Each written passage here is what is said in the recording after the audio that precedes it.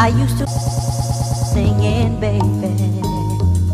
Oh, come around, why don't you come around? Why don't you come around? Why don't you good if you know me. come around? Why don't you come around? Why don't you sing about a melody? Oh, come around, why don't you come around? Why don't you come around? Why don't you good if you know me. come around? Why don't you come around? Why don't you anything you want to sing about? Just sing it all out now, sing it all out. Let the world know what life's all about. Come around, why don't you come around? Why don't you come around? Why don't you come around? Come around, why don't you come around? Why don't you sing about a melody? Oh, come around, why don't you come around? Why don't you come around? Why don't you come around? Come around. All right, right back into the mix with a somewhat serious subject, but it's Darksydephil, so is it ever really super duper serious? It's debatable. We'll go ahead and leave that up to you. Good afternoon, good morning, good evening. This is DSP News, the unreliable ones. Ladies and gentlemen, welcome to the newsroom and welcome to the Gautopia News Network, your unreliable source for DSP News. This is the Pseudo Snort Report brought to you by SnortBucks Coffee Company, the best beverage company. Let's go. Ladies and gentlemen, how you guys doing? Hopefully you guys are doing well. And ladies and gentlemen, we're here to talk about an addiction. Talking about Phil's addiction, or his one of many, I should say. Somewhat hilarious, certainly tragic, and certainly very costly. Ladies and gentlemen, we're here at MrHuth stuff. DSPGaming Gacha King. This is from October 30th of 2020, our current year of Gout. If you guys know what's next, then you guys know what's next. If you don't, it's okay, because this will be your introduction to it. Ladies and gentlemen, this is Chewing the Fat with GTG, also known as Welcome to my TED Talk. Addiction is a very serious thing, ladies and gentlemen. And though I make light of Phil's addictions, which would make me a hypocrite by what I just said, it is a really tragic thing. And like if Phil, for example, was to drink himself to death, my harshness towards his alcoholism would be warranted. My joking of it would be rather harsh and insensitive. Not to say that most of the things that I say doesn't come off as insensitive or isn't insensitive, but his gacha addiction to mobile games and to gacha games in general is petty and pathetic. Not just because you're throwing your money at virtual shit that doesn't mean anything upon anything. You throwing, let's say, money at a DLC, for example, or some cosmetics, or you know, some skins for guns or whatever, silly shit for sure. Are you pumping hundreds, if not thousands of dollars, if not tens of thousands of dollars into it? Some people do, but most people don't. The average person kind of has enough discipline to be like, you know what, I don't need this, it's not that important, and when the next game comes out, it's not going to cross over. Excuse me, so it has no inherited value. But for Phil, or DSP, Darksydephil, Darksydephil, it's a little different. A gacha game fits the narrative and the ideals that Phil Burnell has for video games in general. Instant satisfaction. There is no rhyme, no fuss, nothing. I want something, I throw my money at it to get it. And once I get it, that should guarantee me certain things. It's pay to win to some degree. You know what I mean? Going into a subject that I question, as John Rambo did before me, whether he's truly a fan of. I have also been the one to propose the narrative that he holds on to wrestling as a way of holding on to John and the good times that him and John Rambo had. Is that a stretch? Could be. Is it off the mark? Possibly. He hasn't done too much to dispel that. I honestly think that's what it comes down to. His lies, as it pertains to not, what was it? He said that he didn't watch any of the Attitude Era is completely unfounded. There's no way that's true. There's no way that's true. There are very few people who were even just casuals of wrestling who wasn't watching the Attitude Era. To be honest with you, that kicked off everything. That saved the WWF/WWE and so on and so forth. But we'll save that for getting over versus being put over. We'll save that for that. But Phil's lies about that is unfounded. He had a wrestling podcast with John that carried on for a good amount of time, number of years. Something that he wanted to carry over when he moved from Connecticut to Washington State. So yet again, you guys, it's kind of hard for anybody to dispute that his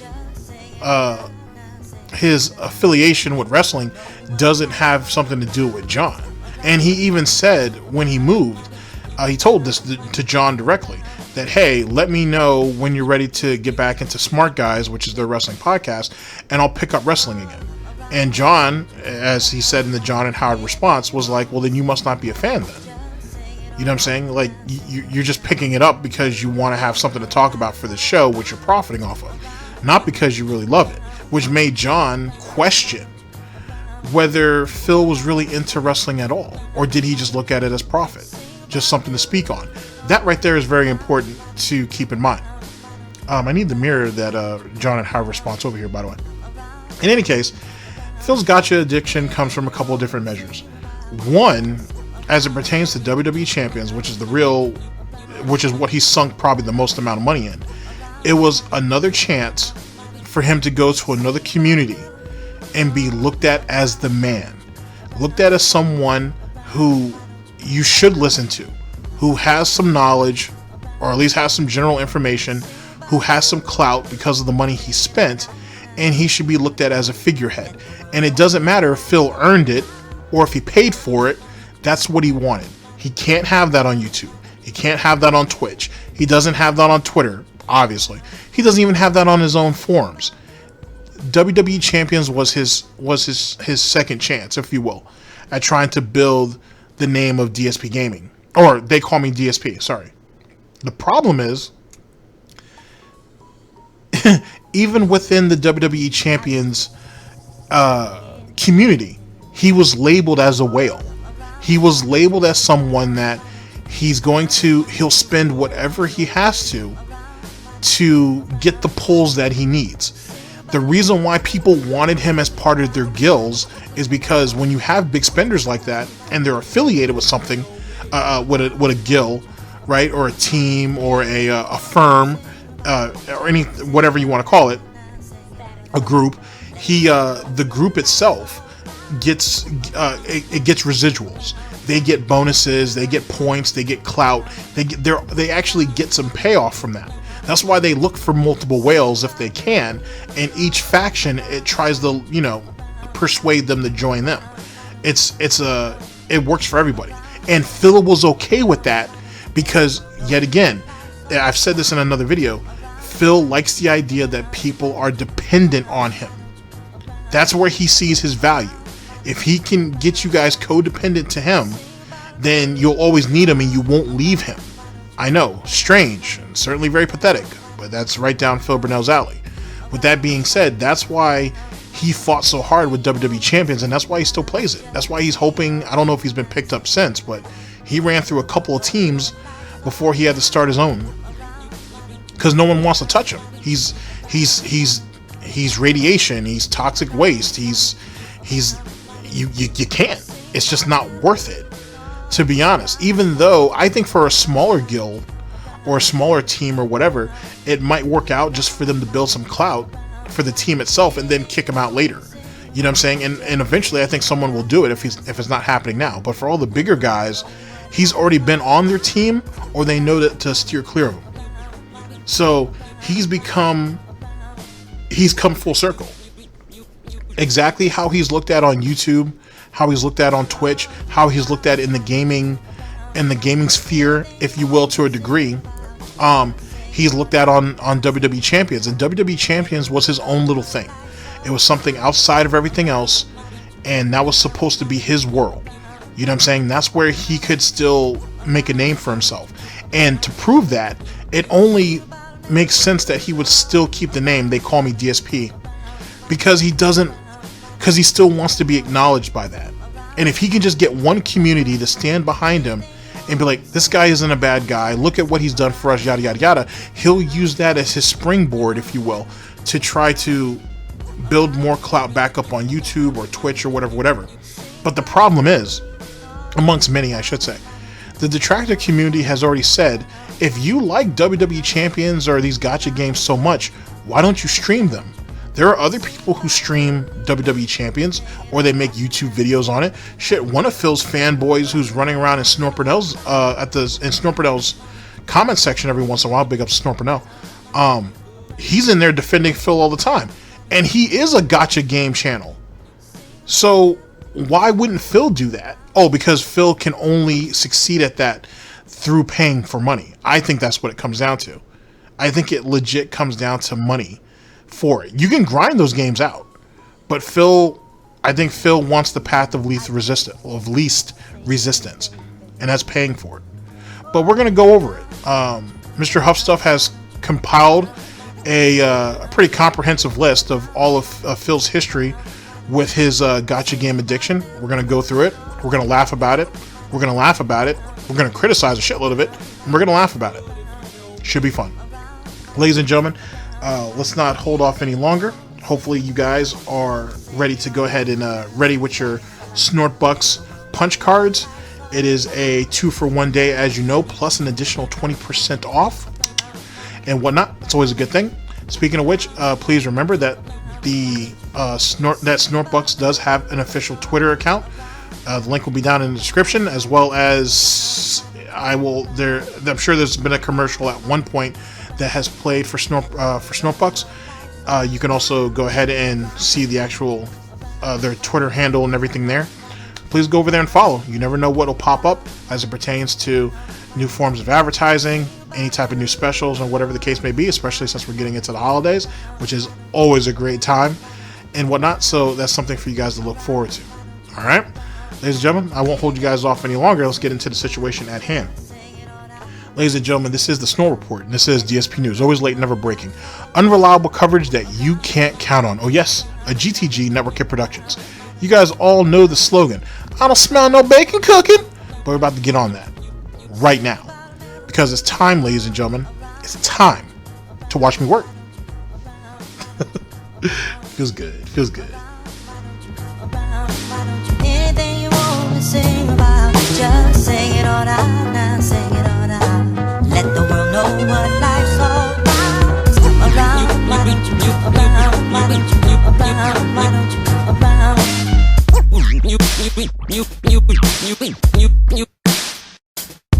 Around, why don't you, around, why don't you. Anything you want to sing about, just sing it all out now, sing it all out. Let the world know what life's all about. Around, why don't you, around, why don't you, around, why don't you, around. Around, why don't you, around, why don't you, sing about a melody. Looking pretty low. Wait, it's old. Oh, it's something good. Oh shit. Around, why don't you, anything you want to sing about. Funny, I just went on vacation, and all it was, I've been playing mobile games. I've been playing Injustice, the Injustice mobile app. I've been playing a lot on my iPhone, and also Marvel War of Heroes, which is a collectible card game with Marvel comic characters. Very addictive. Of course, they attempt so much to sink money into it. Sorry about that. Buggy mechanics all around a little bit. But that was my fault because I was the one that was supposed to set this up. So, Rip Van Winkle on that. If you guys watch Hellsing, you know that reference. Ladies and gentlemen. Alright, ladies and gentlemen, we are here. Let me start this from the very beginning. Let's see here. Ladies and gentlemen, we're here with MrHuth Stuff, DSPGaming, Gacha King. This is from October 30th of 2020, our current year of Gout. The link to the original video will be down in the description. Here we go. It's looking pretty. Oh wait, it's old. Oh, it's something good. Oh shit.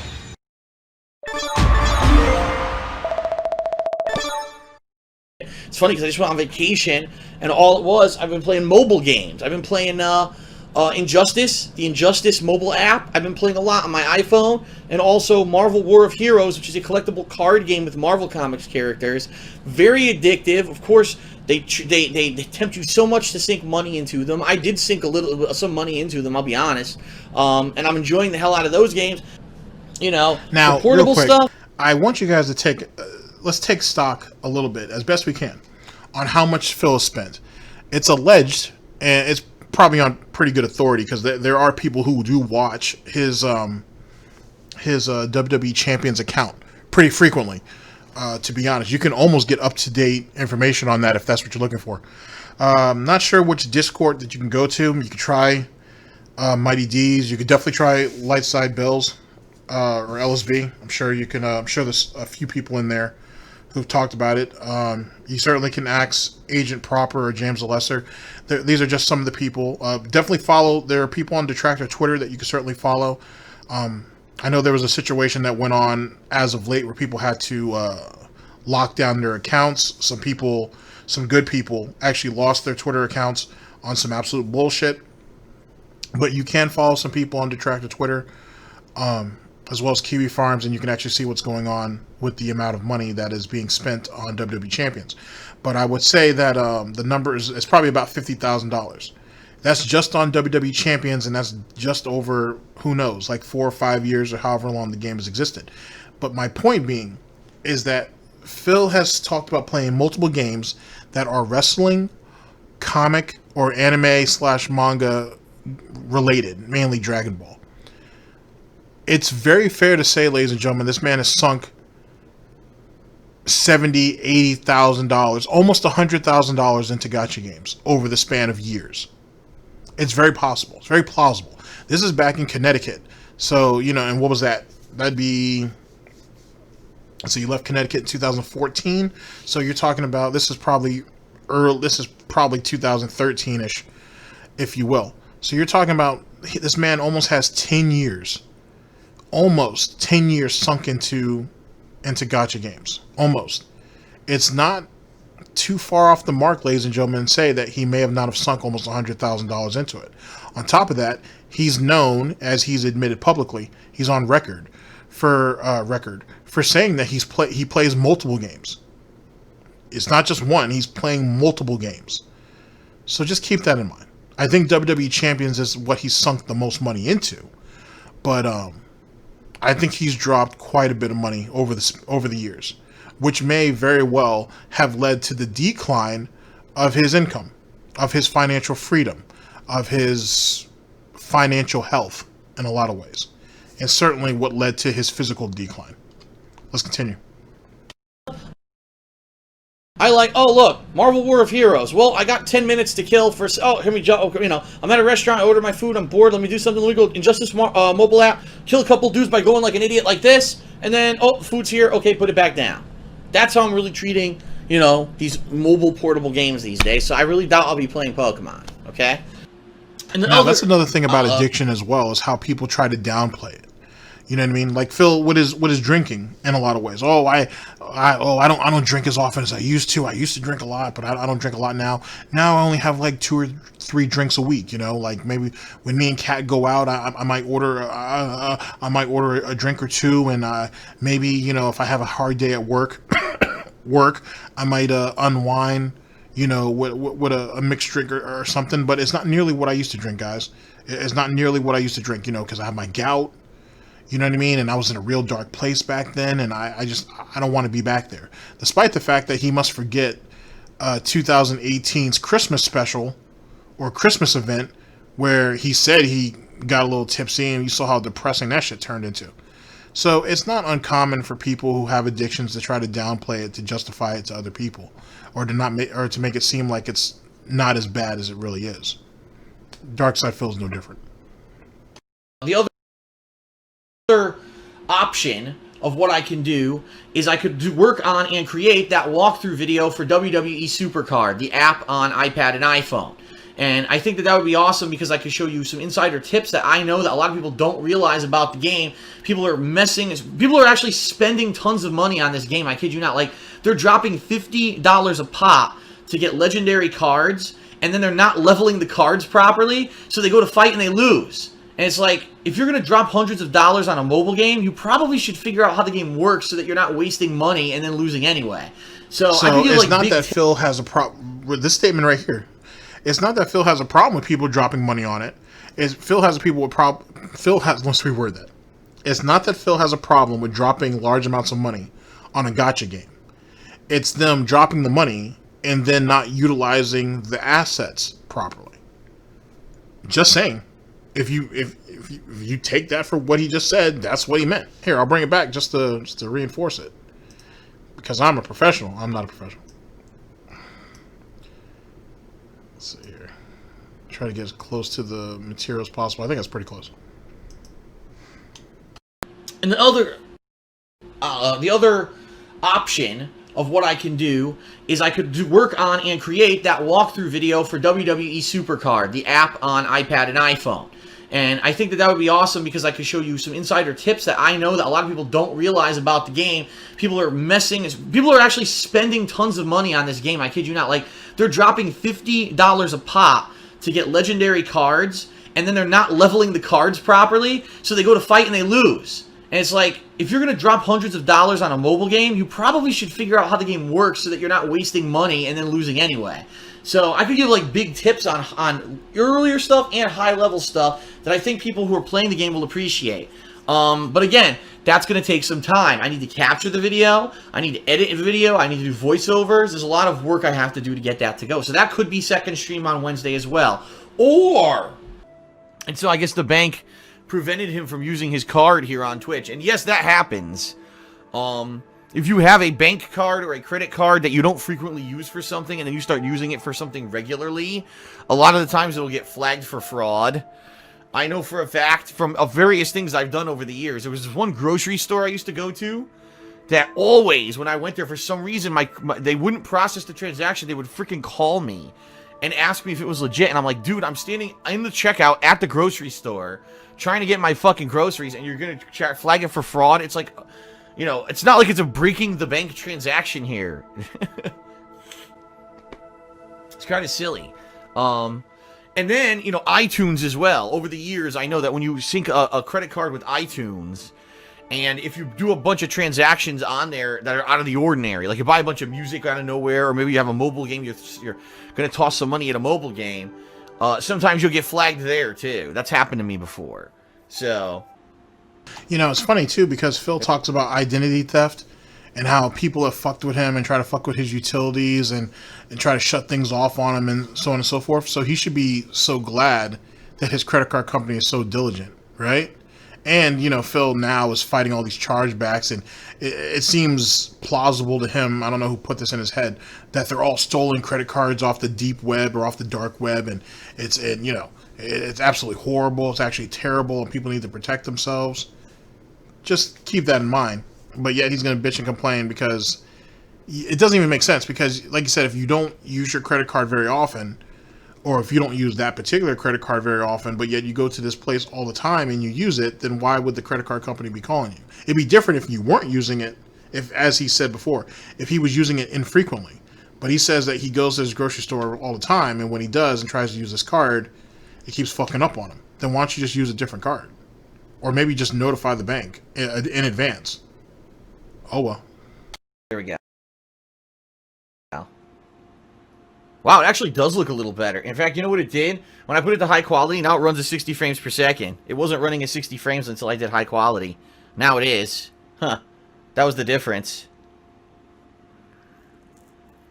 But even then, when I had these devices... High quality, so he's just kind of coming to the realization that high quality is associated with 60 frames a second.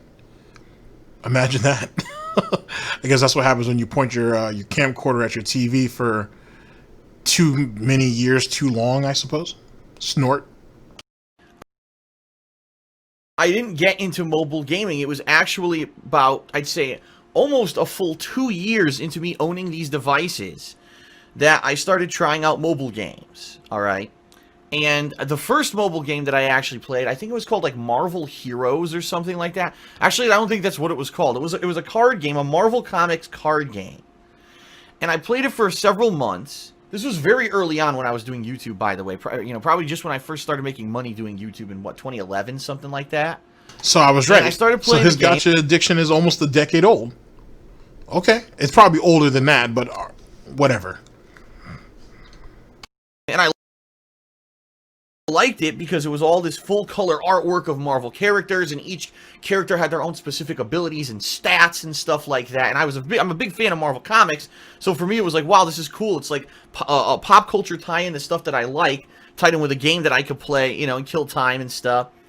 And then after playing it for like 2 months, I realized it was a massive... Not only was it a time sink, because in order to get the best cards, you had to play these elongated events that lasted like 2 days, and you had to play like crazy in order to get anything out of the game. You also had to spend tons of money. You had to spend money in order to perform during these events.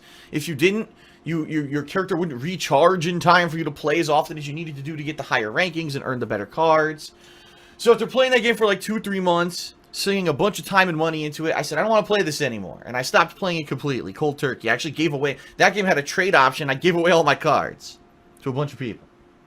So fast forward to about 2 years ago. We're talking 2014. Okay. Now, wait a second. New game. First off, I don't believe that cold turkey shit for a second. But here, I'm going to bring that back a little bit. Because did you guys hear... Okay, I might have gone back too far. Did you guys hear how he said that you have to play... Like, there's these 2-day events, usually over the weekend, and you have to be diligent. You have to be playing these events so you can rank up, so you can, you know, be able to carry your character over to the next, you know, just to get through the actual playing season, if you will, so you can do well in these events. Now, think about those pre-streams.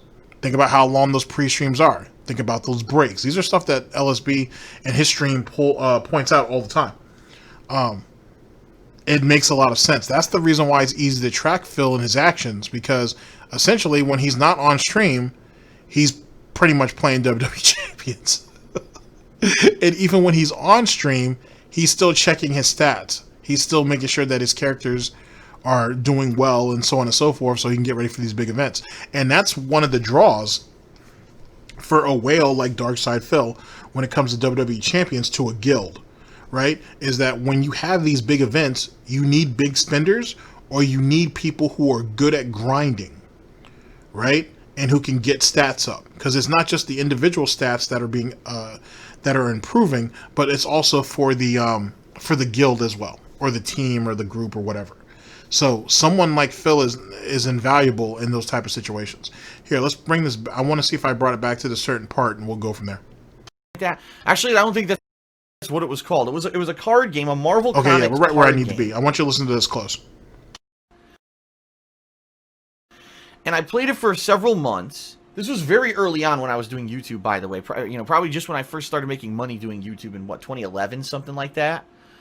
And I started playing the game, and I liked it because it was all this full-color artwork of Marvel characters, and each character had their own specific abilities and stats and stuff like that. And I'm a big fan of Marvel Comics, so for me it was like, wow, this is cool. It's like a pop culture tie-in to stuff that I like, tied in with a game that I could play, you know, and kill time and stuff.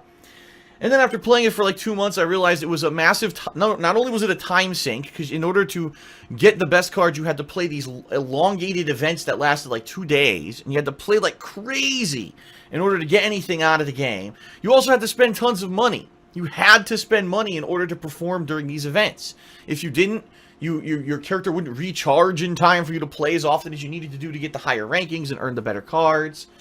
So after playing that game for like 2-3 months, sinking a bunch of time and money into it, I said, I don't want to play this anymore. And I stopped playing it completely, cold turkey. I actually gave away... That game had a trade option. I gave away all my cards to a bunch of people. So fast forward to about 2 years ago. We're talking now, it might have had a trade option. X the doubt that he gave it away, unless the people he gave it away to are people... The people he gave the cards away to are people that he plays... he also plays with in other games. So then that kind of makes sense, because he's investing in them now so he can get certain perks later. To say that I quit it cold turkey comes across like an addiction. It comes across like someone who was getting way too deep, getting over their head, maybe even became a bit obsessive with it, and needed to get out. You know what I'm saying? You don't... If you say you quitted a game that you played, that's one thing. But think about like people who play World of Warcraft and have sunk hundreds of hours into that bitch, if not thousands of hours into that shit. They kind of talk about World of Warcraft, or WoW. They talk about it like that a little bit, where they're like, "Yo, man, I had to just stop. It was getting crazy. Like days were going by and shit, and I didn't even notice." Like There are people who do that, but they speak about stuff like that in that type of way. He's trying to make it sound like it's a casual thing, even though it does have you have to be attentive to it, but it comes across almost like an addiction. It really does, and it sounds like very early on, ladies and gentlemen, that it was an addiction for him. Let's continue. 13. Okay, a new game was released, a game called WWE Supercard. Now, those of you who are longtime fans and viewers of mine know that I am a huge fan of pro wrestling.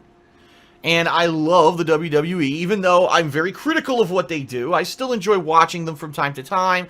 I follow along the pay-per-views. I used to have a running commentary show called Smart Guys, so you know that obviously I'm a wrestling fan.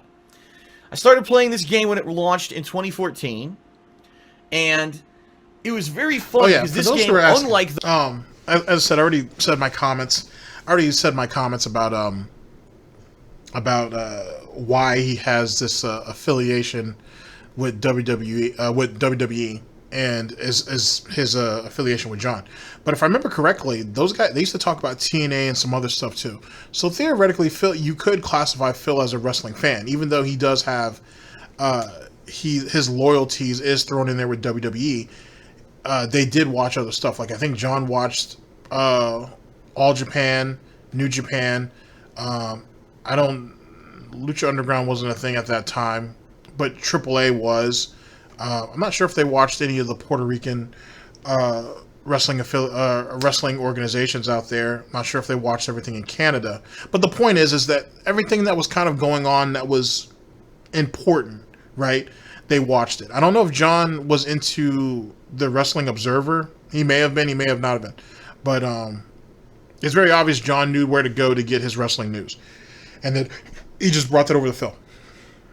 So I think it's probably fair to say that Phil was at least had some decent exposure to the wrestling world outside of WWE. That's the point I'm trying to make. Also, for getting over versus being put over, that's kind of like the wrestling thing I do over here. It has its own channel that'll be a thing probably beginning of 2021. I'll probably be a couple more episodes that I'll put over here until the beginning of the year, and then all the wrestling stuff will be going over there. I'm hoping to actually get to speak to some of you guys. Jay and Super Crazy are just to name a few. Maybe I can set up like a podcast or a round table on that. There's some other people I'd like to reach out to and talk to as it pertains to wrestling stuff. So that's something that you guys can look forward to. I'd definitely like to speak to James the Lesser, Agent Proper, who used to watch the older stuff. It'll be a thing. Like I'm willing to talk to anybody who's willing to talk to me. So it's whatever. So that might be a thing for getting over versus being put over going into the 2021 year. So just something to keep in mind. Womp womp. And there's my selfish plug for the segment. The Marvel card game, you could actually progress in this game without spending money. You could just sink time into it, and if you put a lot of time into grinding and into participating in events, you could get higher level cards, and there was a ton of wrestlers in it, and it was really good. It had classic wrestlers, it had modern wrestlers, and I really liked it because of that. It was one of the few games that you could play and not spend a ton of money and still progress. Unfortunately, of course, then I got addicted to it, started playing it far too much, found myself spending money in the game, okay? And in fact, I was playing it so much that it was actually Christmas of 2014, okay? And I had actually asked relatives, the holidays, you talk to your relatives, send each other presents and stuff, and people are like, what do you want for Christmas this year?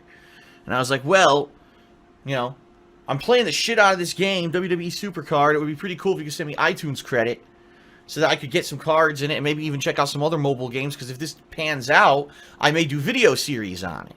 And at that time, I actually bought... Woo! All right, we're going to bring this back. I want you to hear all that. I want y'all to hear all that. This might be a little too far, but it might be close enough to it. Hold on a second. In it, and it was really good. It had classic wrestlers, it had modern wrestlers, and I really liked it because of that. It was one of the few games that you could play and not spend a ton of money and still progress. Unfortunately, of course. There we go. There we go. Okay, so he admitted, I'm going to bring it back just a few more seconds, but there we go. So our boy admits that he had an addiction to that he got addicted. Just like I told y'all, that he had an addiction to this shit. So much so, in fact, that he went to his family and asked them for the holidays to get him the peripherals that he needed to continue to feed his addiction. And then said, oh, well, maybe I can actually turn this into something I can make videos on to make even more money, if it pans out, to continue to feed my addiction while still making money on it. You see how this works? You guys see how this plays out? That's like someone, this is like someone who gets addicted to any type of substance. Eventually going to their family and friends for money. Then essentially going into prostitution, so to speak, to continue to fuel the habit. If one was to look at it in such a way, I should say. Let me put that caveat out there. Oh, Filbert. Poor Filbert. Well, you know me, I'm an asshole, so let's play it back. I want to hear him say it. It was very fun because this game, unlike the Marvel card game, you could actually progress in this game without spending money. You could just sink time into it, and if you put a lot of time into grinding and into participating in events, you could get higher level cards, and there was a ton of wrestlers in it, and it was really good. It had classic wrestlers, it had modern wrestlers, and I really liked it because of that. It was one of the few games that you could play and not spend a ton of money and still progress. Unfortunately, of course, then I got addicted to it, started playing it far too much, found myself spending money in the game, okay?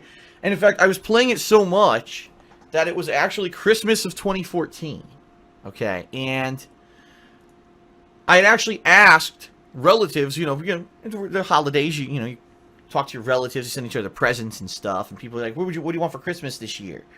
And I was like, well, you know, I'm playing the shit out of this game, WWE Supercard. It would be pretty cool if you could send me iTunes credit so that I could get some cards in it and maybe even check out some other mobile games, because if this pans out, I may do video series on it. And at that time, I actually have it right in front of me here. Actually, now that I said that, I have no clue where it is. What the hell? It used to be right here. Uh-oh. Well, oh, there it is. It was behind my calendar. I went out and I actually bought the adapter for iPad and iPhone. It's the adapter where you can actually capture from these devices. And I had actually been planning on doing videos of WWE Supercard. I was going to do tutorial videos on how to play the game. I was also going to basically spend money on the game based off of what I got for Christmas that year. And I was going to show people when you buy cards how it works and how to play the game and all that. Well, for whatever reason, it just didn't pan out. Okay? It just didn't pan out. I didn't do it for whatever reason. And then I ended up quitting the game. I actually remember it was early 2015. And I was frustrated with the game because basically there was a paywall. If I didn't keep buying cards, high-level cards, there was no way for me to progress in the game without spending insane amounts of time. And I just got bored with the game. And I eventually quit it. I said, forget it. And I haven't played Supercard in over a year. So, then here I am. I had this adapter. Never got any use out of it, right? And I stopped playing mobile. The other game that I started playing, I take it back. There were two other games that I played completely different because they weren't card games. They were actually action-based games. One was the Injustice app. When I was playing Injustice a couple years ago, you know, the fighting game from NetherRealm, I was playing the Injustice app, and that was a game where you it's like a tap the screen fighting game. You would earn characters and stuff through playing it. And then I was playing last year WWE Immortals, which was the same game. It's actually the same game as the Immortals app, or excuse me, the Injustice app, only it has WWE characters in it fighting each other in like a combat setting. So I played that for a while last year. WWE Champions is like the worst fucking snorty storm for Darksydephil, because it doesn't have the card game aspect to it, but it's at least the visuals. But it's based on it. You have the little gem system or the Candy Crush type system, right? So it's something that he has to actually do. He gets the visuals of his wrestler performing moves and so on and so forth, right? And it still has the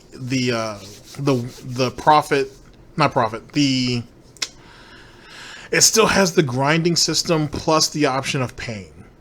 And you saw how WWE Supercard basically shoehorned him into throwing large amounts of money down, and then basically got him into the snorts of life, if you will, into, oh, you've thrown so much money into so far, the system has now conformed around that, at least around him. Hey, you chose to pay instead of grind. Now that's the only way you can progress. Now WWE Champions gives him a balance of both. He's probably smarting up a little bit now, and he grinds a little bit, pays a little bit, grinds a little bit, pays a little bit, and yet he still gets all of the visuals that he wants. He still gets the dopamine. He still gets all of his interactions and everything. Jesus Christ. Oh my God. That's the worst thing that you could throw in front of an addict, I think. But that also explains why there's so much crossover between WWE games, Dragon Ball games, the Marvel games.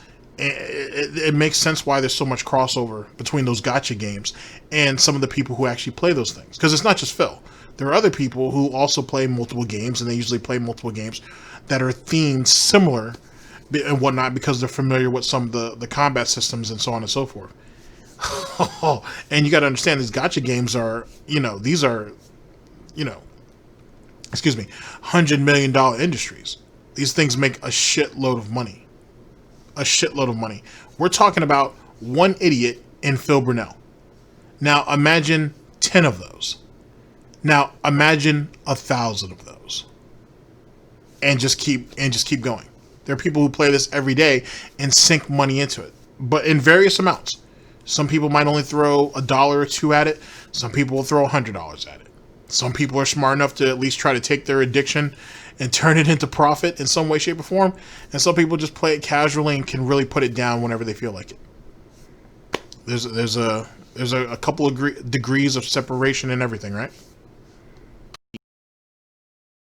And then I eventually got bored of that too. So I haven't been doing much mobile gaming in a while. It's been a while since I really got interested in it or did anything with it. So it was a couple weeks ago. I was sitting around one night. I was watching a movie with Leanna, my girlfriend, and I'm like, I'm kind of bored. I remember I used to play these games, when I was kind of sitting around doing stuff, and I wonder if there's anything out there. And then I realized, I was like, wait a minute, wasn't there a game that came out from Blizzard that's like incredibly effing popular that everyone was talking about like 2 years ago, but I wasn't interested at the time? I was like, oh yeah, it's called Hearthstone. Let me try this out. So I downloaded it. And I played it for about a day. And when I say a day, I mean a couple hours. That night I played a couple hours. And what I quickly realized was that this game is... It's winnable. But unless you actually buy cards, the game is pretty much not winnable. And what I mean by that is, when you play this game, you earn cards for what character you're playing. So it rewards you for playing more. You can unlock a basic set of cards for each character. But there are people who've been playing for years. I mean, the game's been out for a year and a half at least. And have been earning card packs. And they've been pulling rare cards and epic level cards. Even the best legendary cards. These cards are way overpowered in most cases compared to the base cards that you earn just by playing the game. And immediately when I started playing, I played through the tutorial, which is just playing against the computer, and I beat it. I beat everything there. Once you get the basic cards, it's pretty easy to beat the computer. Then when I went to play online, every person I played had incredibly overpowered cards. And I'm not just talking, oh, I'm playing and the guy has 1 or 2 purchased cards and he beats me. No, like, the entire effing deck was cards that you could tell were purchased. The way you could tell in this game is that they have a little icon to tell you if it's a purchased card or not, or if it's a card that they got out of a card pack. Because you can earn card packs. You can earn 1 card pack a week by doing the tavern brawls, and also by entering the arena you can earn card packs. But there's no way. But nothing. Then you can't. Then you just assume that they paid for everything, even though you just contradicted your statement in the fact that you can earn them. You can earn card packs without paying for them. He just has it in his head that, oh, if you have the best stuff, I assume you paid for it.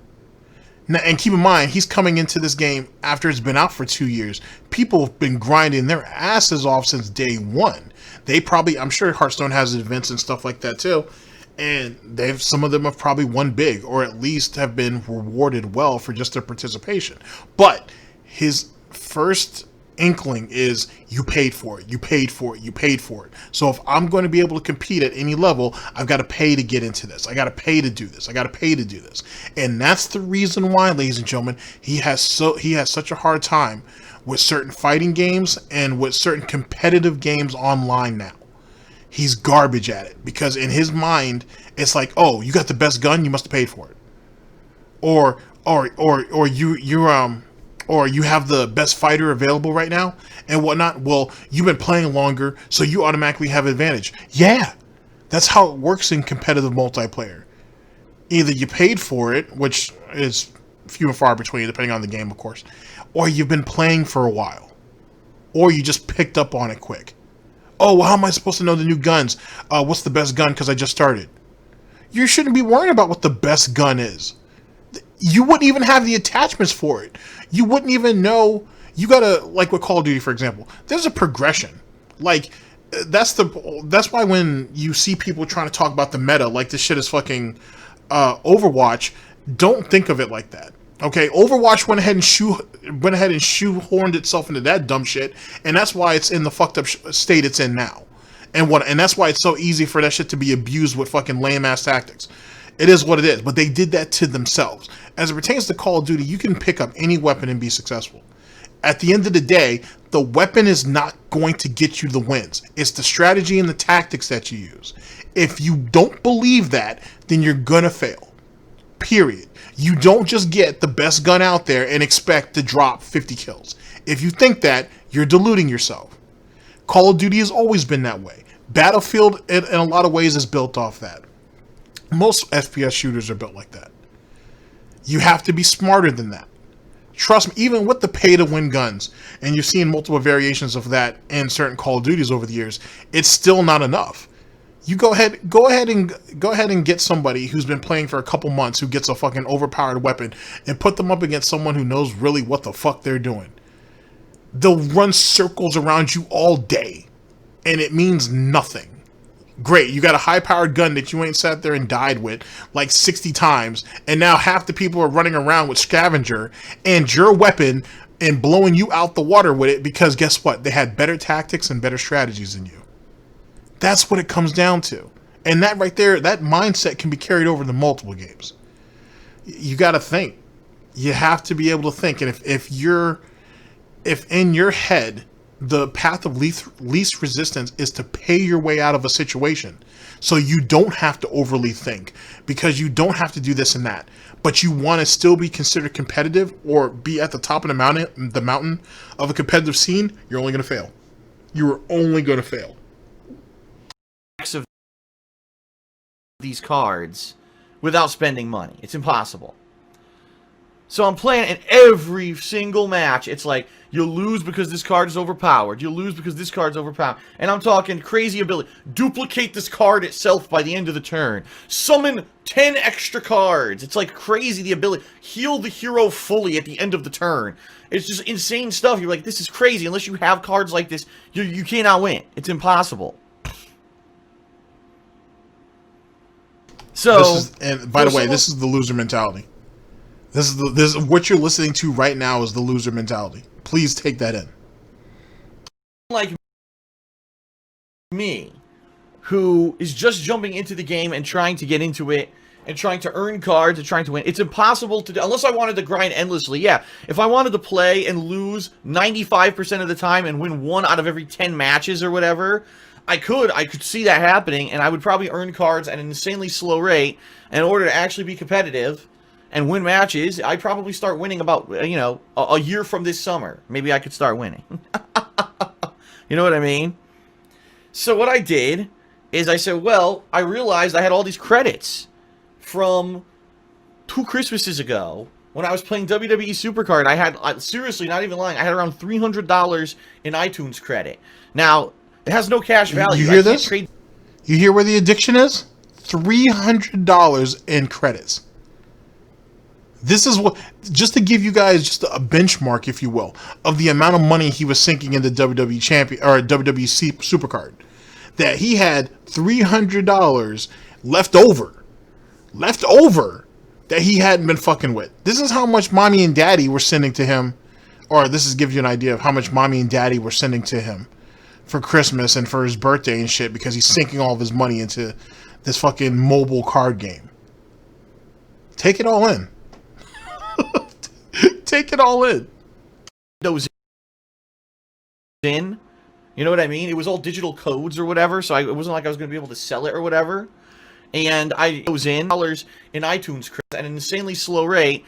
And in order to actually be competitive and win matches, I'd probably start winning about, you know, a year from this summer. Maybe I could start winning. You know what I mean? So what I did is I said, well, I realized I had all these credits from 2 Christmases ago when I was playing WWE Supercard. I had, seriously, not even lying, I had around $300 in iTunes credit. Now, it has no cash value. I can't trade those in. You know what I mean? It was all digital codes or whatever, so it wasn't like I was going to be able to sell it or whatever. And I don't have anything else to put it into. I actually don't listen to music or anything on my devices at all. I don't buy movies or anything on there, so it was just sitting around for a year and a half, and I said, what the hell? So I sunk the money into Hearthstone. And so it's cost me nothing, right? And I'm going to be doing the stream today with the cards that I purchased. I actually purchased a few final ones last night with my final credits.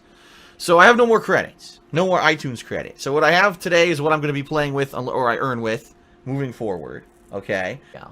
I didn't buy, I didn't unlock any of these. I actually know some insanely overpowered cards come out of this one. There's a card that heals your hero fully.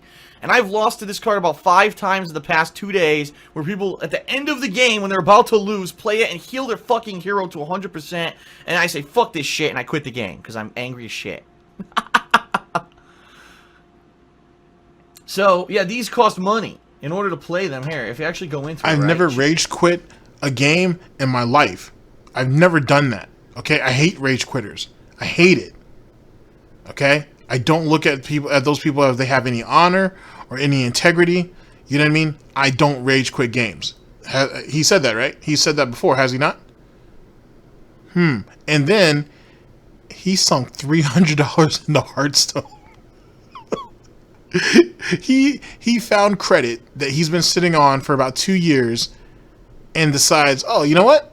I'm just gonna go ahead and sink it all into this game right here, and sinks $300 like that on a whim into Hearthstone. Take it all in, ladies and gentlemen. Take it all in. Come out of this one. There's a card that heals your hero fully.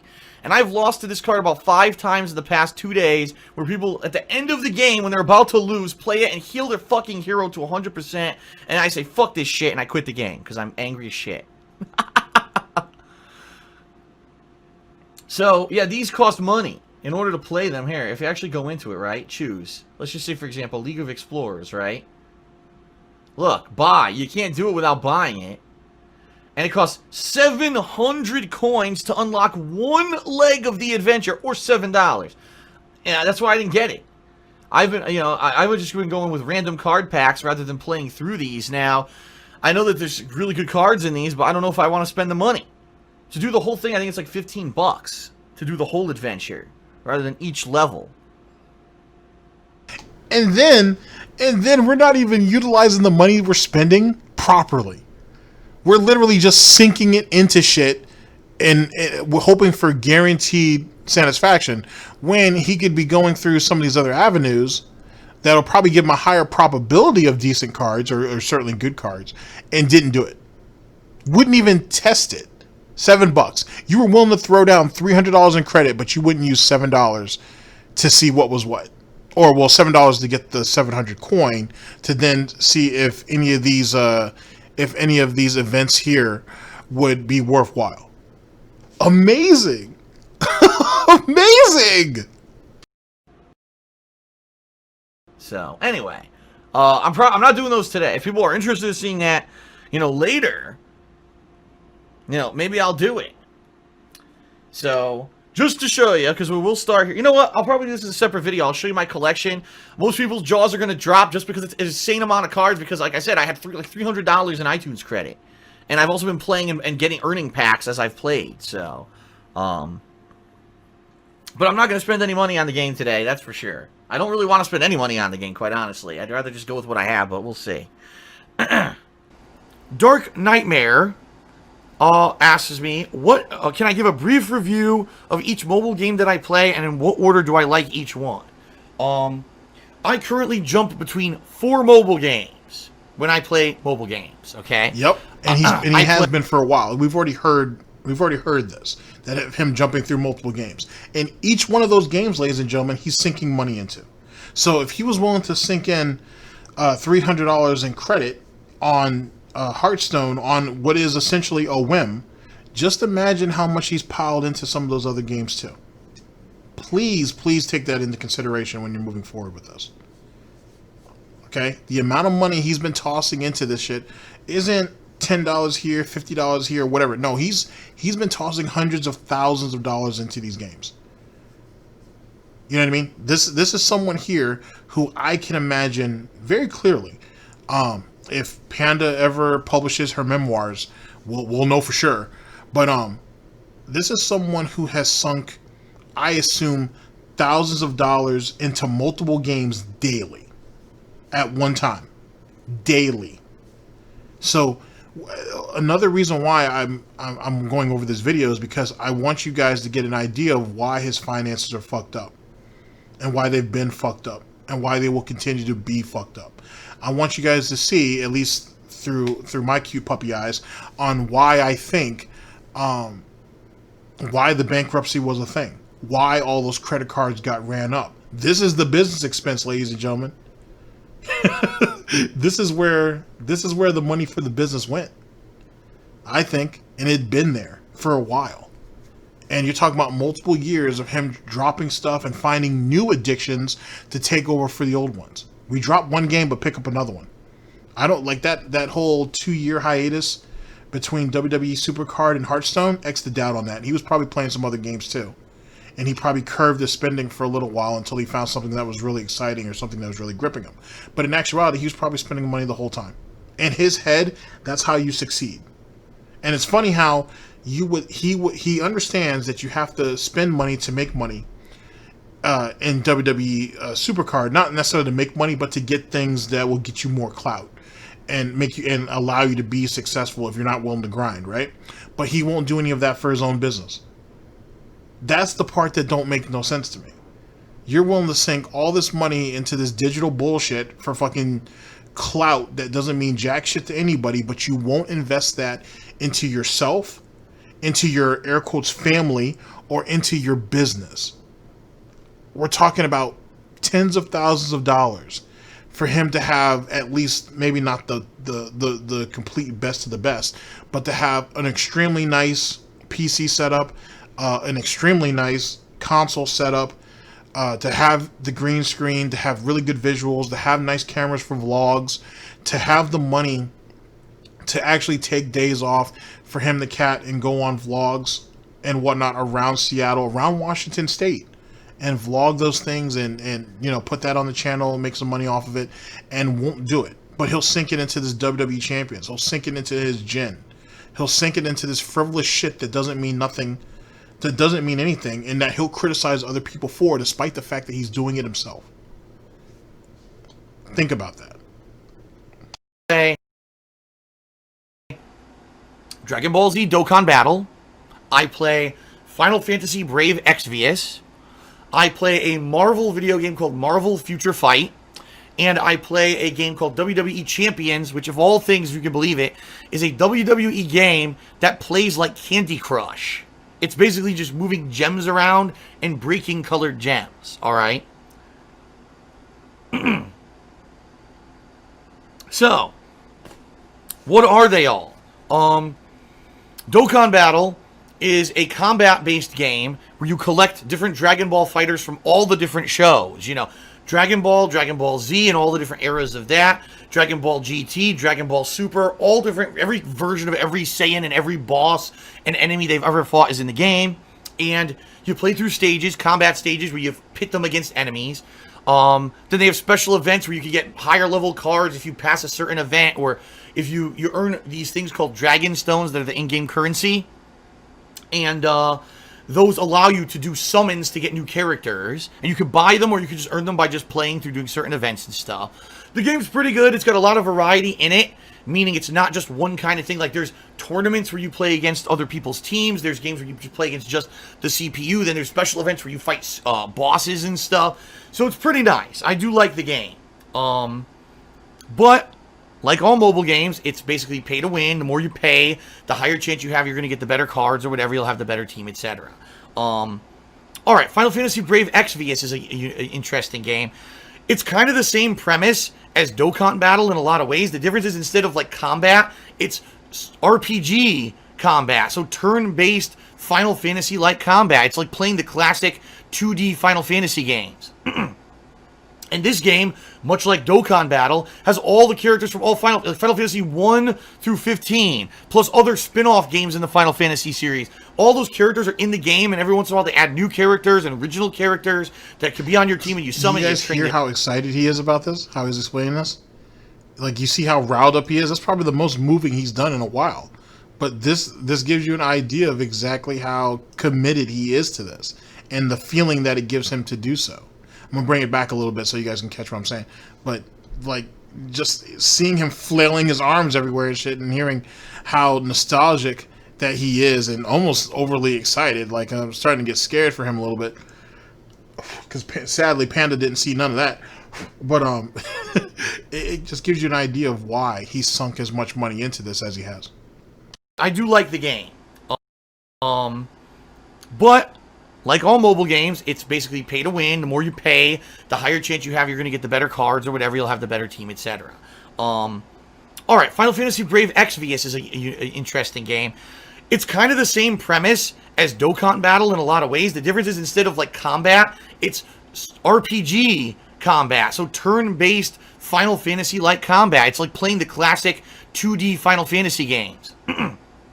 And this game, much like Dokkan Battle, has all the characters from all Final Fantasy 1 through 15, plus other spin-off games in the Final Fantasy series. All those characters are in the game, and every once in a while they add new characters and original characters that could be on your team, and you summon, you train, they level them up, they gain new abilities, much like in Final Fantasy. And again, just like Dokkan Battle, use matches where you can fight other people's teams, you can fight against big bosses and challenges, you can do special the difference here is that this game actually has a story. The Final Fantasy Brave Exvius actually has an RPG story in it, plus it has all the other things that you would expect in a mobile game in it as well. Alright?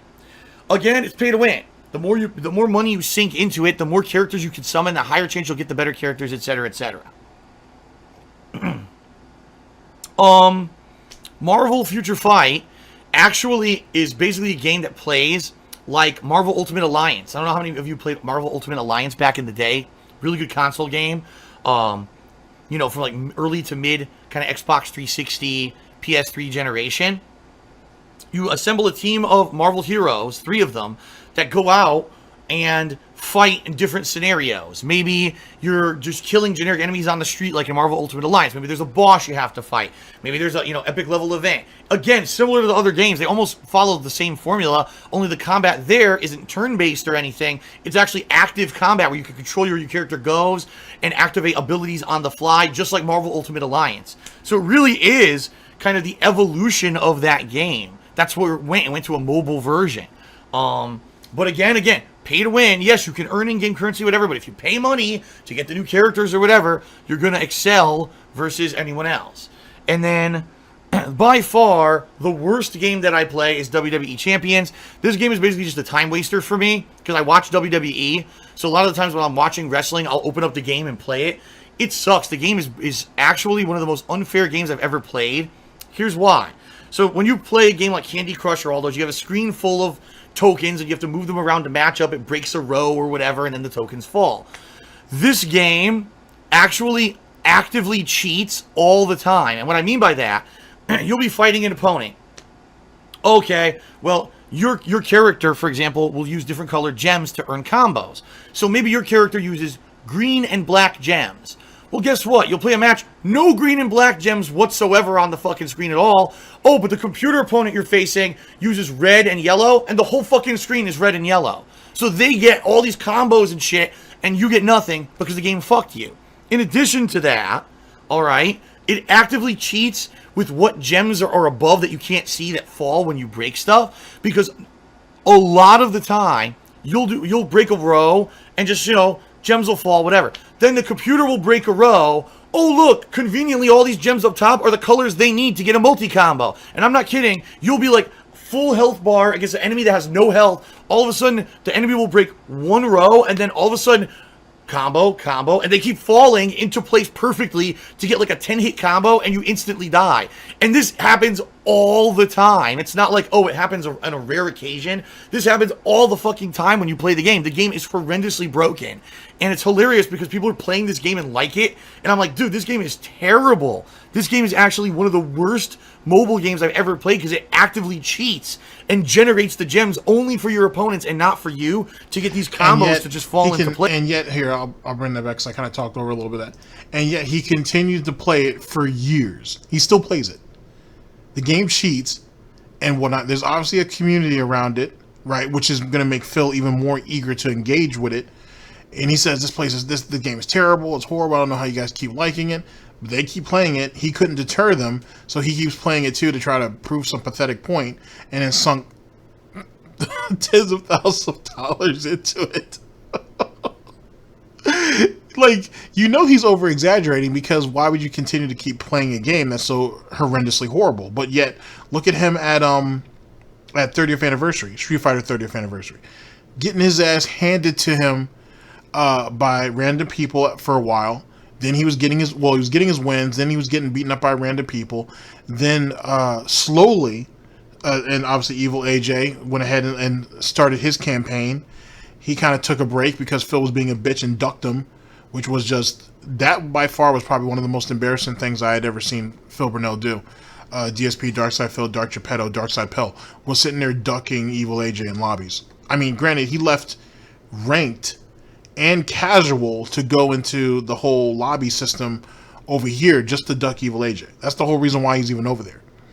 But then you saw the detractor FGC, as I call them, start to slowly form and come out in force. You know what I'm saying? You saw Jose, you saw Goji Tanks, and then Jose and Goji Tanks end up, Goji Tanks, sorry, or Goji, I'm just gonna call them Goji, it's easier, leads to Ronin, leads to Lady Gambit, who leads to is that Chaos Wolf that leads into all of that leads into Maverick, that leads into all that whole situation, and then he ran from that. Now the current belief is that Phil is done with 30th anniversary altogether. Now initially, when I was talking to a few people about it, I said that wasn't going to happen. He wasn't going to give up 30th anniversary. Just not like that. He's just not going to quit it outright. He has too much emotionally set to it, or you know what I'm saying, set up to it. He's certainly going to take a hiatus away from it because he's hoping it's going to thin out the herd amongst the detractor FGC. But he's definitely not going to just step away from it altogether.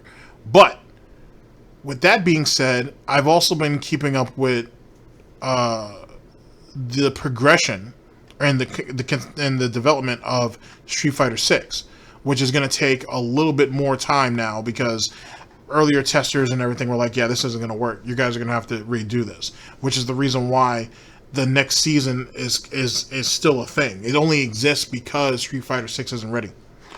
With that being said, who knows how long that's going to be, how long off that's going to be. Some people are talking maybe like end of 2021.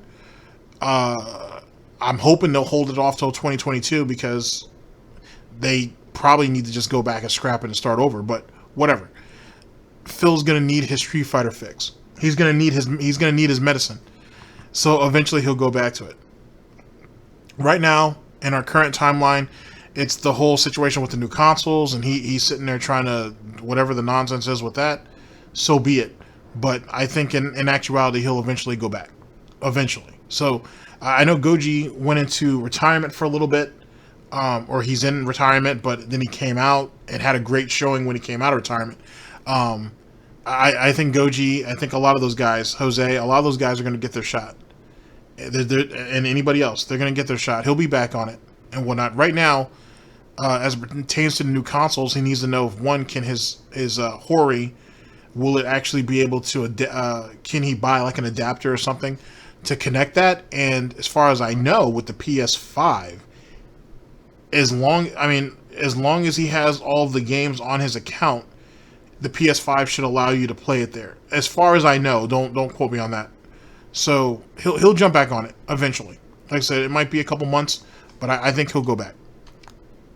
Has no health. All of a sudden, the enemy will break one row, and then all of a sudden, combo, and they keep falling into place perfectly to get like a 10-hit combo, and you instantly die.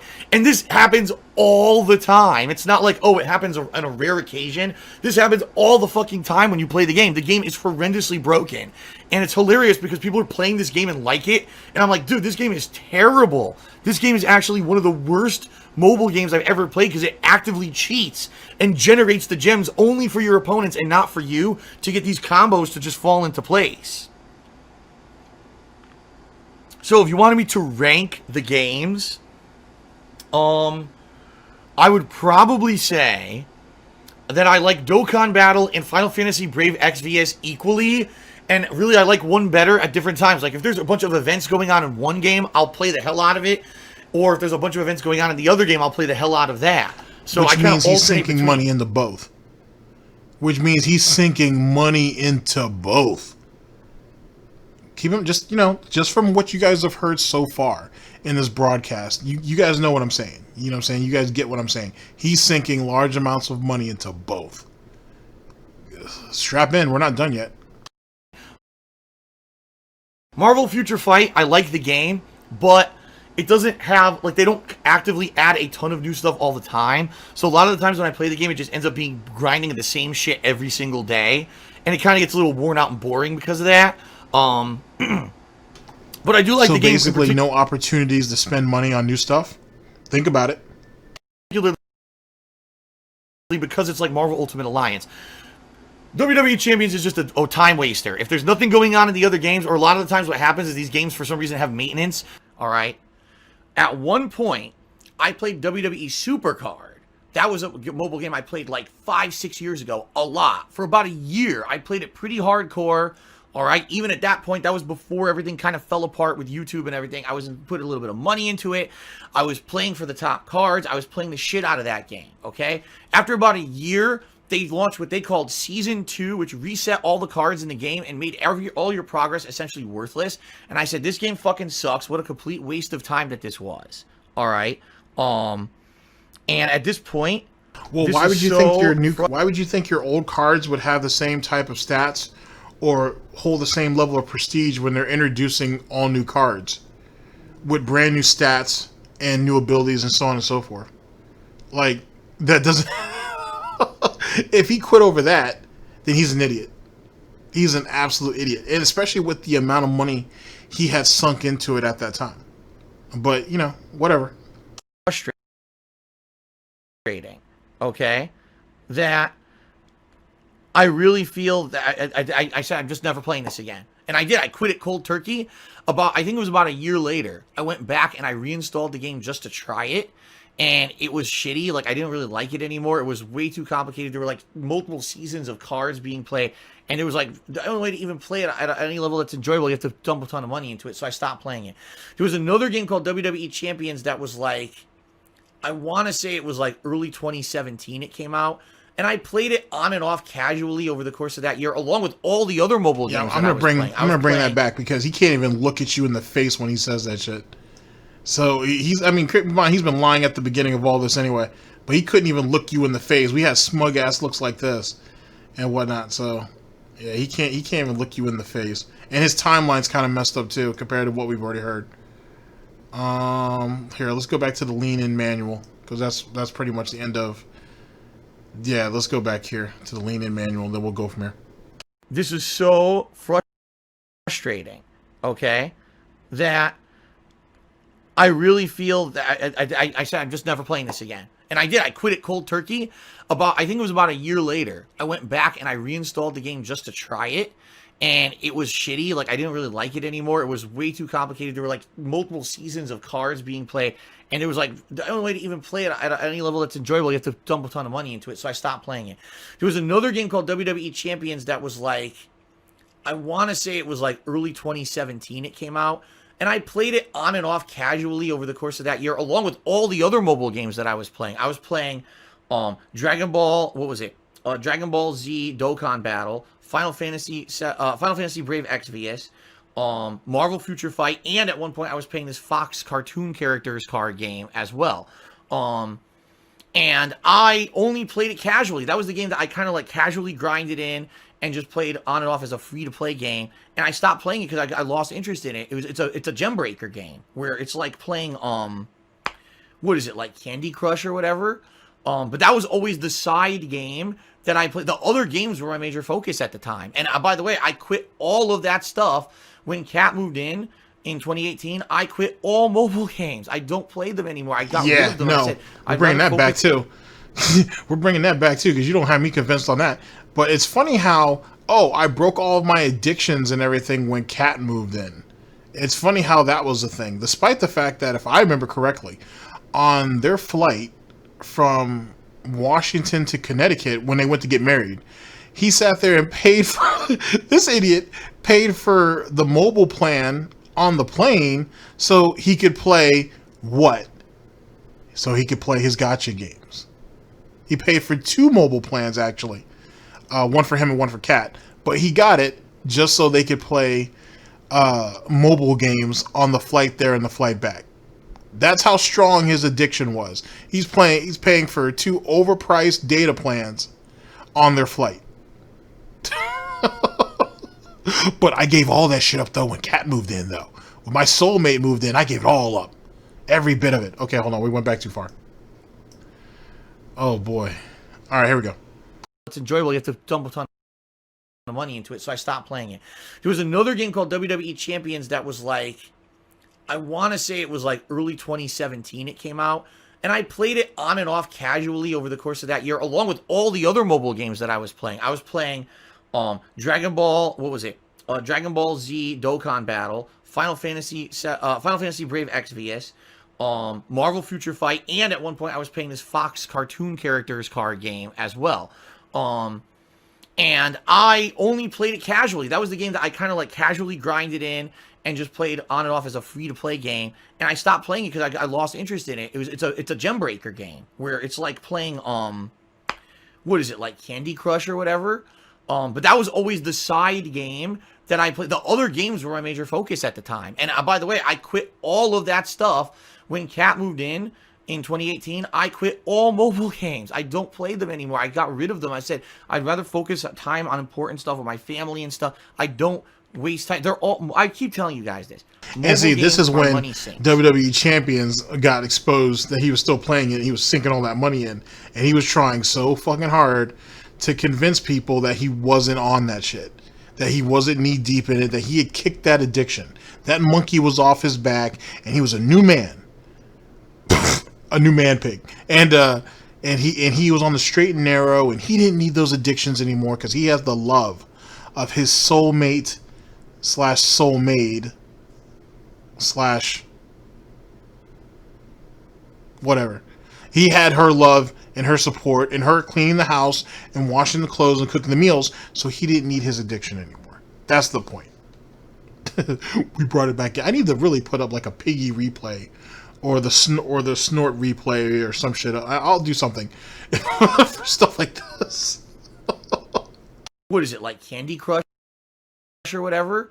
But that was always the side game that I played. The other games were my major focus at the time. And by the way, I quit all of that stuff when Kat moved in 2018. I quit all mobile games. I don't play them anymore. I got rid of them. I said I'd rather focus time on important stuff with my family and stuff. I don't waste time.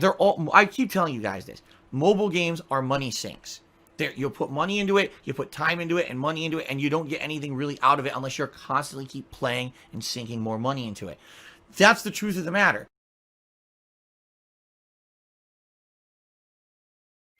One Man's Journey wants a shout out. There you go. Have a shout out. Taziriel Cheered wants to know what mobile games I play. I only play 2. I play Marvel Future Fight, which plays like Marvel Ultimate Alliance, a game that I loved back in the day on consoles. And then I play WWE like fucking Superstars. I don't even know the name of it. WWE Champions. It's a game that plays like fucking not Candy Crush, Bejeweled with WWE wrestlers. Okay, L1 while hold the shortcut wheel, open the wish screen. Okay, we got a new screen, wish. Okay, whoa. So, of course, they want you to buy shit, right? So let's see, beginner's wish, 10 set, 20% off, first 10 set receives Noel. Every 10 wishes is guaranteed to include at least one 4-star or higher character. Okay. I have 11 currency, and it says that this costs 8. See that? There's also this. Wanderlust Invocation. Standard wish. Every 10 wishes guarantees a 4-star character. So I can either do a beginner's wish, which is a 10 set, and it guarantees Noel, right? But I guess it's a different set than this. Look, Dark Side of Dawn, Skyward Blade, all weapon types, and Jean, the Dandelion Knight. You can actually play as Jean if you summon Jean, but only if you summon.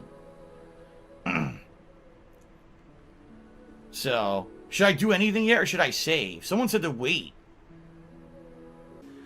Alright, here we go. Get ready, everyone. Get ready. And here we go. No character. Bunch of junk. A bunch of fucking junk. And I got a bunch of extras. Well, I could do one more 10 pull of that. Or I could do the 8 pull here, which guarantees Noel. Right? And then I could do a 6 pull here. Right? What do you guys think? Should I do the beginner's wish banner, or should I just go for a straight up another 10? What do you think? I would assume you would go for more pulls so you can continue to feed your dopamine. But you're getting to see, this is actually a pretty good example of how his addiction works in real time. You know what I mean? Like what's actually going through his mind as he's doing it. So this might be worthwhile. What people say here.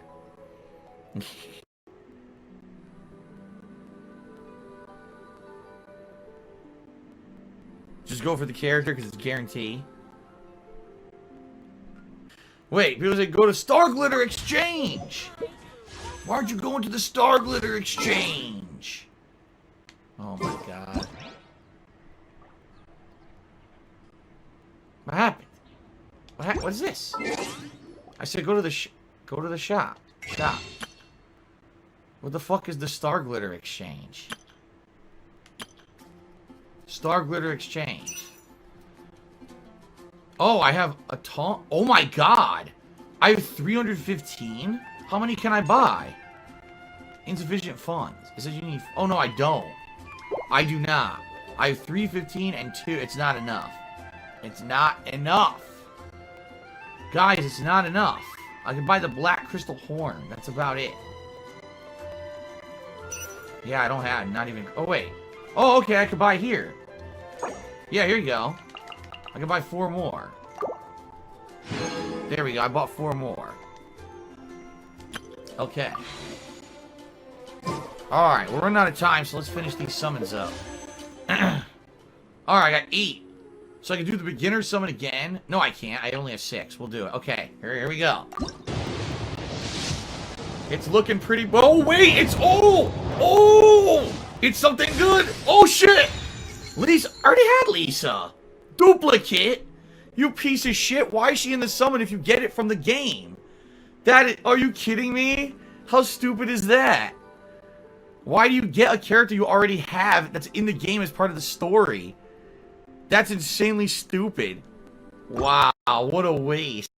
But isn't her... aren't her stats different? Oh well, I saw 4 stars next to her, so I assume that there are levels of stats with this, but what do I know? Yeah, like, because, like, the Jean up there has, what, has 5? So does that blade. Whatever. We'll see what happens. He's the expert. What a fucking waste. That is incredibly dumb. Why would they even put that in the summons? I can upgrade her because I got a duplicate. Alright. Well, I got 2 more pulls. Here we go. It's fucking blue. It's shitty blue. Alright, my last summon, guys. My last summon. It's fucking shit blue. I didn't get nothing, dude. I got 1 new character. Right? I got 2 because it was the 1 guaranteed. I got 1 additional, and then I got the ability to level up one of my characters, right? In fact, the only thing I would say from this game that seems odd to me is the fact that the characters are summons. That you actually have to earn credits to, like, summon characters is just odd to me, because I've never played an RPG like that, right? But outside of that, I'm liking the game so far. I liked it so much when I played it on Monday, I wanted to play it again as soon as possible, so here we are Thursday night, and I'm giving it at least a couple of hours on the stream to see what's going on. I'm actually going to check, because someone on Monday had mentioned there would be a special summon banner later in the week, and that I had the things to summon on that banner, and I'm going to see if there's anything special. Maybe I can get another character or 2 tonight, okay? We got the Beginner's Wish. There are new banners. Absolutely there are new banners. This is a special one called Sparkling Steps. Probability increased. Every 10 wishes is guaranteed to include at least 1 4-star or higher item. 5-star promotional characters can only be obtained in the specified wish during the specified time period. So this special character is called Klee. Don't know who the fuck Klee is. She's a cute little animal with her. Right? It does have the other characters. What they're showing you here is that there is a probability of pulling other characters, but the highest probability is pulling her. Okay? So I guess we'll see what happens. I'm probably going to do this. We're going to get a 4-star no matter what. Fingers crossed we get a 5-star. Alright, here we go. It'll be my first 5-star. Oh, I think we got a 5-star because it's gold. I think gold means 5-star. A stupid book that I don't want. Here it is! Klee, I got him. I got Klee. Alright, I got the 5-star pull, which was the increased chance, right? Yeah, it was the increased chance to pull. So I got the rare character. I have to see what kind of a character she is. I have no clue. But I got the featured pull on that banner. There you go. Alright, let's continue. I think that was 5. Another piece of shit. Oh, I got another character. I got Zingkui.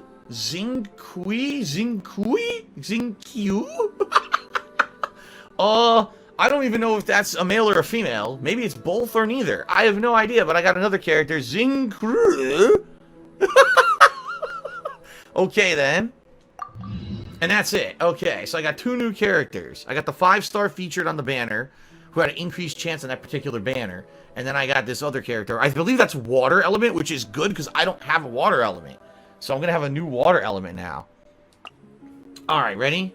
Let's try it. Sparkling Steps, only 1 summon. Let's see how this goes, buddy. Give me some luck, Jasper. Gold summon. Oh, I got a purple. I actually got a purple, which I think is supposed to be a 4-star. Look what I got. Wow. So I got the same character, Xing Cho or whatever, twice. That means that I can upgrade the constellation, right? Yeah, I can upgrade the constellation of the character on a single summon. There you go. A single summon, I get the 4-star. Look at that. No, it's not a waifu. That's a guy. That's what it said. Waifu? That's a guy. Wow. Alright, Jasper, you're going to give me some luck here, right? You ready? You give me some luck for this summon? Ready? We're going to concentrate real hard. Hopefully we get a 5-star. You ready? Alright, here we go. Ready? And summon. Here we go, buddy.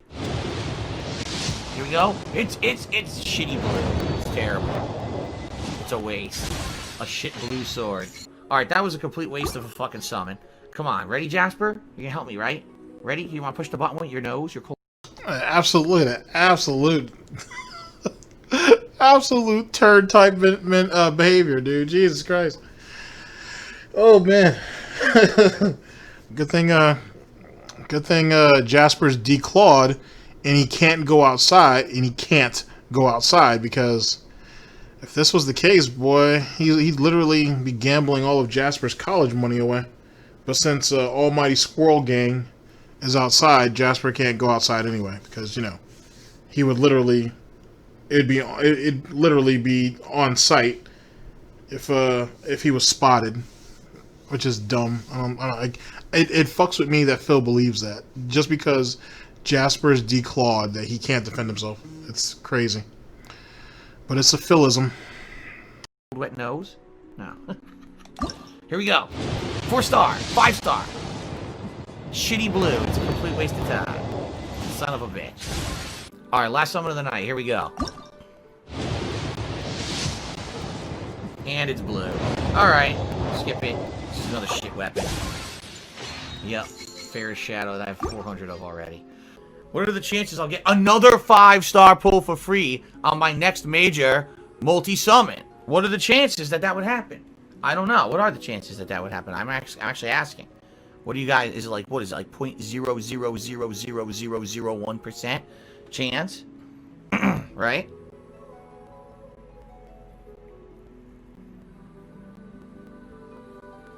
I guess we'll give it a shot. Alright, ready? Jean and Diluc are the big populars. Okay, ready? Here we go. Here we go! Oh shit, here we go. Yo! Oh my god! Oh my god! That's a 4-star. That's a 4-star summon, not a 5-star. Oh my god, I got Xingqiu again. So that means I'm gonna get to do the next constellation of Xingqiu. I think that's probably all I'm gonna get. Everything else is probably gonna be a 3-star. Xingqiu is the 3rd time I pulled the character. Yeesh. Okay. In the shop.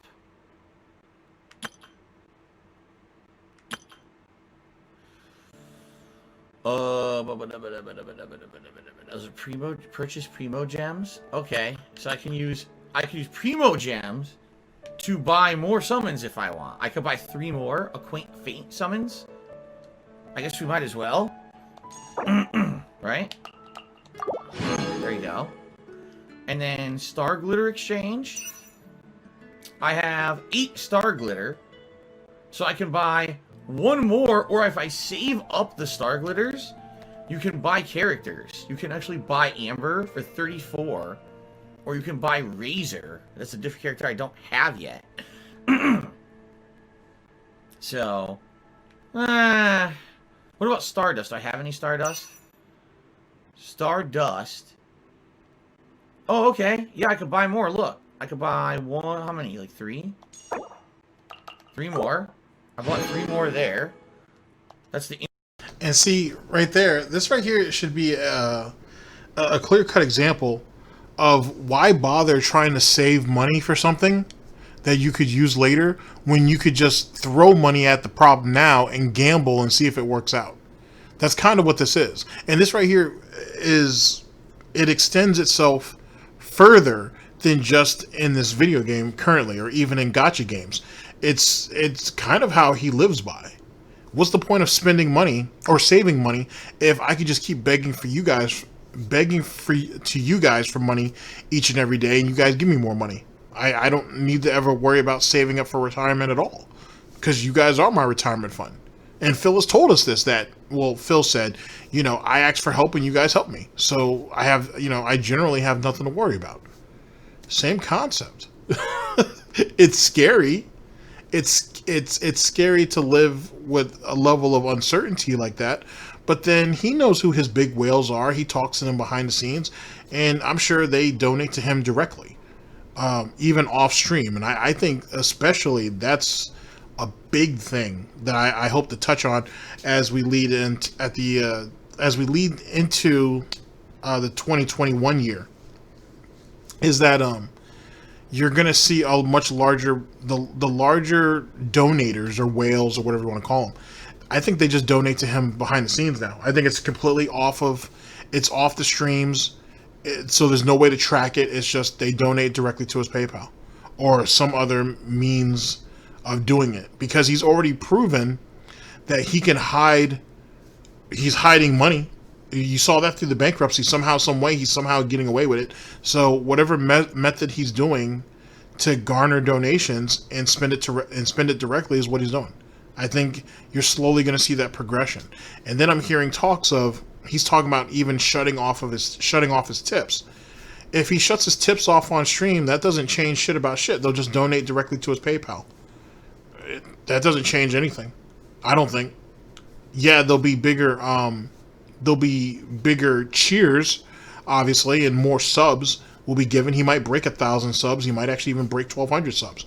But the tips doesn't change anything. It just means that it won't be public, or we won't see it publicly. It'll just be done directly to him behind the scenes, so that can't be calculated. Just like how he dropped the Twitch leaderboard on Streamlabs after Tevin blew up a spot. Praise be. Same concept. So that doesn't change anything, I don't think. Intertwined fate. That's the banner summons. See that? Okay. I could buy like one acquaint fate or one intertwined fate, or I can save. I'll probably just save then. Okay. And this is buying shit, which I'm not doing. Alright. So if I want, I could do just a few smaller summons here. I can actually do a... Every 10 wishes is guaranteed a 4-star or higher item. If that's the case, I should save it. I shouldn't do single summons here. This doesn't... Oh, wait, this does... Oh. They are... Oh, I'm gonna save then. I'm gonna save. Yeah, I'm not gonna pull these single pulls. If it says you save up to 10, you get a 4-star guaranteed. So I'm just gonna save to guarantee a 4-star pull. Alright, so we're basically about to adjourn for the night, everybody. So But that 4-star might not even mean anything, because he pulled the same 4-star 3 times. Which, yeah, he's working his way through the constellation, but what difference does that make if you think about it? We'll see. We'll see. we're gonna save here before we continue on to the next quest. But I am curious, before we go to this next quest, which looks like it's gonna be an instance, right? Do we now have enough tonight to do a 10 summon? I don't think so. I'm pretty sure we don't. Oh my god, look at this. We have 9. We have enough to do a 9. We can't do a 10. The 10 is when you get the bonus. Oh my god. And see, here's the thing. It's like the shit is burning a hole in his pocket or his coin satchel or whatever you want to say. He just said we're gonna save, but then he doesn't want to end the stream without spending more. And now he has the option of a 9 pull, the 10 with the guaranteed 4-star, and it's like it's burning a hole through his pockets or something. But yet again, this is how people act when they have a gambling habit or a gambling addiction. Oh shit. Oh, some people are just doomed to fail. Not saying everybody with an addiction is doomed to fail, but some people are just doomed to fail. And Phil has a lot of he has a lot of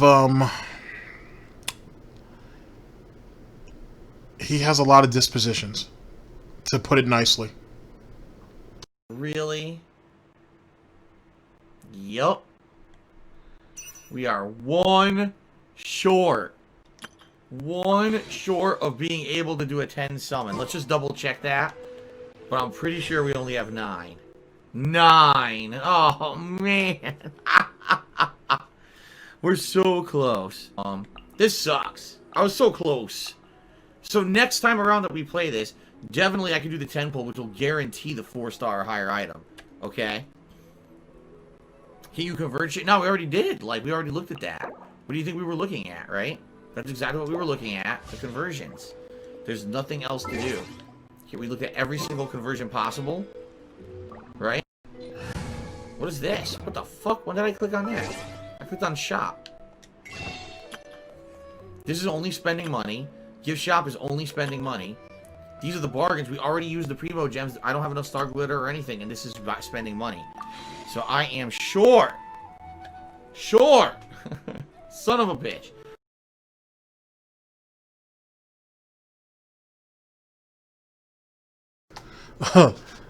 Okay, so there you go, ladies and gentlemen.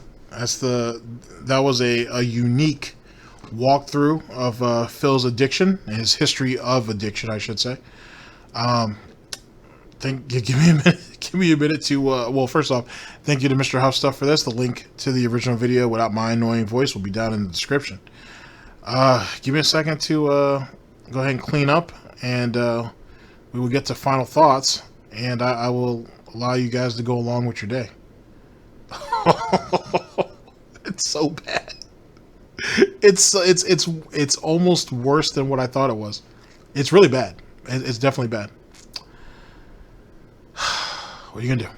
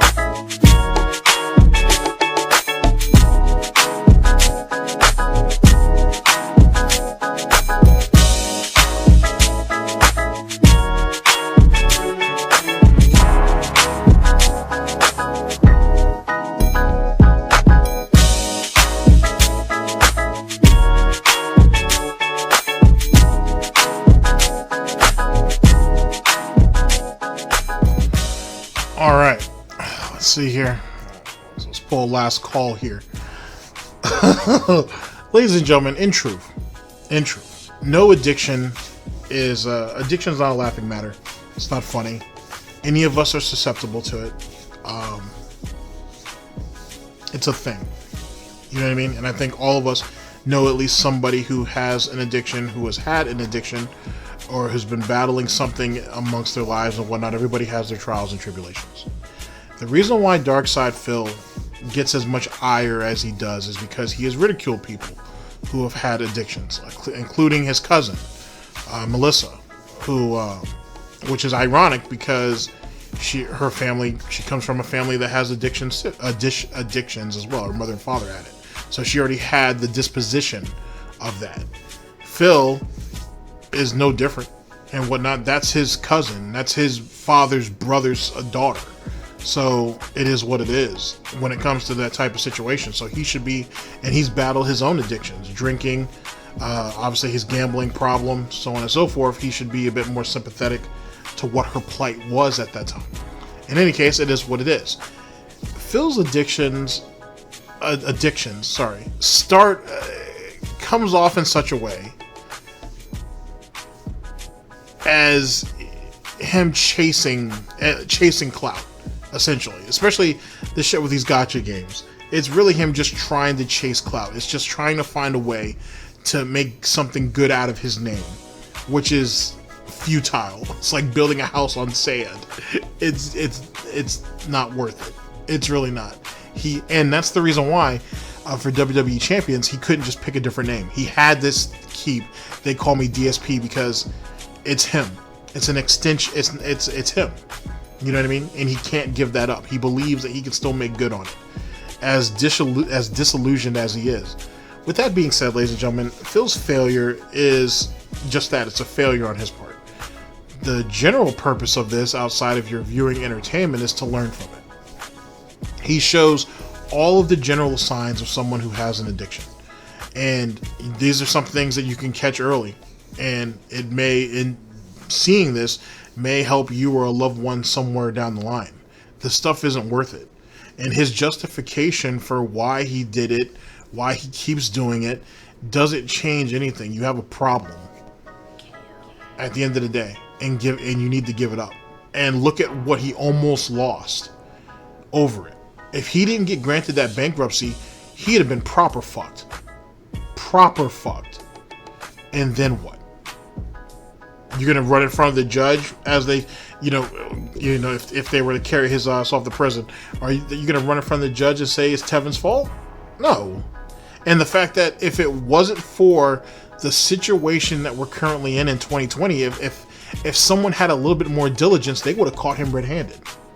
They would have caught him red-hooved. Certainly, they would have caught his ass red-hooved. Explain what the fuck all these WWE champions and all these other fucking games that you're spending all this money on. Because the money's coming from somewhere.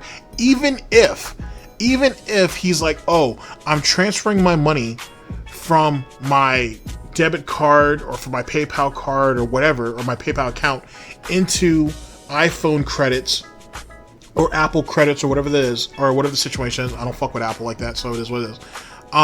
and then uses it to spend to spend on his games, well, I'll be goddamn. Wait a second. Well, I'll be goddamn. So, why didn't I catch that sooner? Okay, so yeah, if he's transferring the money into iPhone or Apple credits and then disperses it, he could say that he's giving them away for gifts and shit. What? That's why it never came up. That's why it wouldn't come up on his credit card statements, or it wouldn't come up on PayPal, because he's going directly through the credit system on Apple. You silly son of a bitch. I never thought about it that way.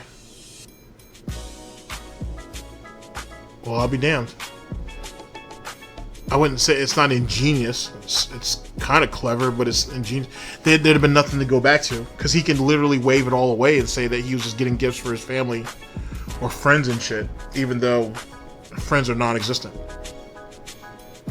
I'm gonna have to talk to G Money about. I'll talk to G Money about that and Ghostly Wins a little bit, and I'll run it by James Lester and Agent Proper and see what their thoughts are. That is I didn't think about it that way. I didn't think about it that way. Okay, touche, Phil. Touche. There might not have been anything to find, if you think about it. And over the, I mean, granted, that's a lot of credit to throw away over the span of, over the span of years. But that would have been hard to lock him down on that. You silly son of a bitch. I'm gonna have to think about that further. But that might be a good thing to dig into at a later time and date. I'm gonna have to think about that. I'll think about that further. Anyway, I've talked to some people about that. I have to run that by some people, see what their thoughts are. Anyway, ladies and gentlemen, a sad turn of events. Yes, obviously hilarious as usual. It is what it is. Hopefully this was somewhat thought-provoking, and you can carry that along to your travels and whatnot, and you can run that by some other detractors, see what they think.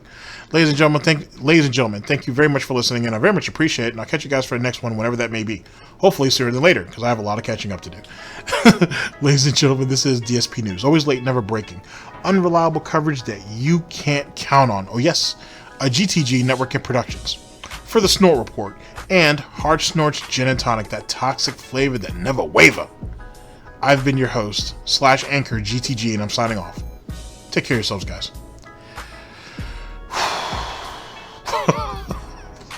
You silly son of a bitch. Is that possible? Is that actually possible? How you would have... Why they didn't catch you? I gotta think about that further. I have to run it by some people. Anyway, thank you. Take care of yourselves, guys. End the broadcast. Oh, man.